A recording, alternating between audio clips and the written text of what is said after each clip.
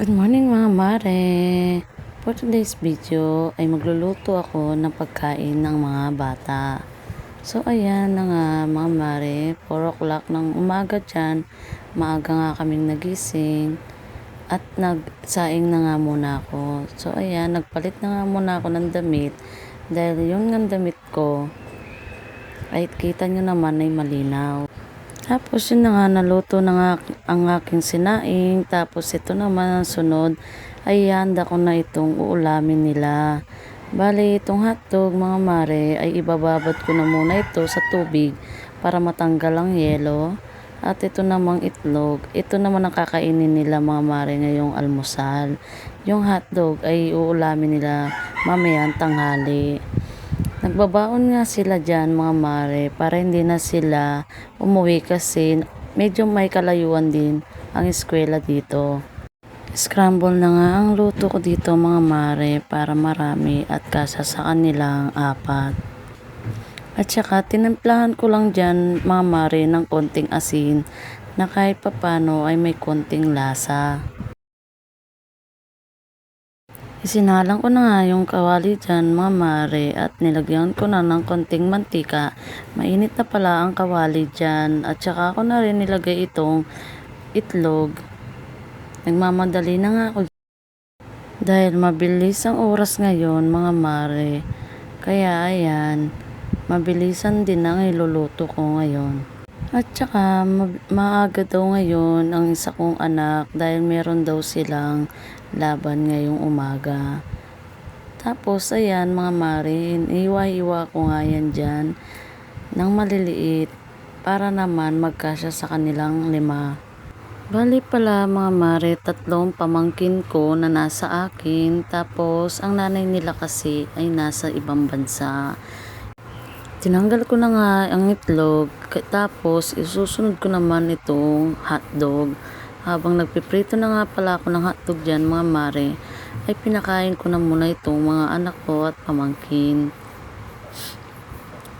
Bali yung isa dyan ay nagmimidyas pa, ay pagkatagal-tagal nga naman ang kilos.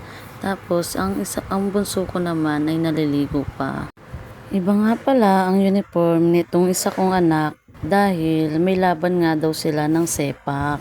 Hindi ko nga sila pinipigilan sa gusto nila mga mare, lalo na yung mga palaro sa eskwela.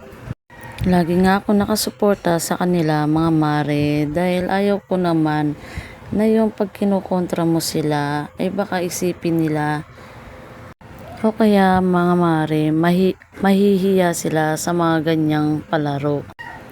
Kaya nga kahit ayaw nila ay pinipilit ko silang sumali para kahit papano naman mga mare mailabas nila ang kanilang talento. At ito na nga mga mare, inayos ko na nga itong babaunin nilang pagkain. Bali 3 nga lang silang kakain mga mare dahil itong isa kong anak ay libre naman sila sa eskwelahan. Dahil ang mga atleta nga ay libre silang pagkain. Hindi naman sila malakas kumain mga mare, lalo na itong 2 kong pamangkin. Kaya ito lang, kakaunti lang ang pinabaon ko sa kanila. At saka kahit naman kaunti lang ulam nila mga mare, ay binibigyan sila ng mga kaklase nila ng ulam. Minsan nga pag umuwi sila, may mga magugulat ka na lang hotdog ang pinabaon mo. Pagdating may mga buto-buto ba ng manok. O kaya minsan may makikita kang sa baunan nila na may mga giniling, ganon, o kaya baboy. Kahit ganon pa man mga mare, ay hindi dapat nating hayaan din na ganon.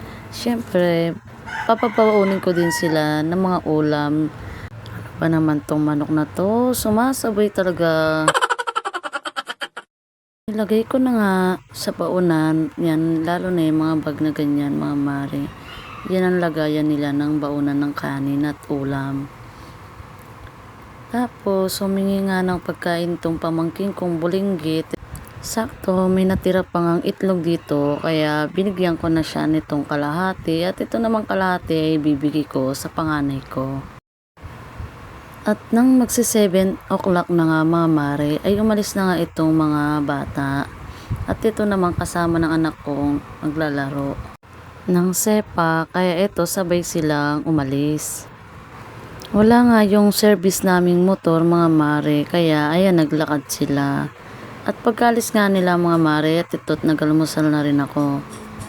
Kasama ko nga pala ang panganay ko dyan dahil nagising na siya mga mare, kaya kain na ho tayo.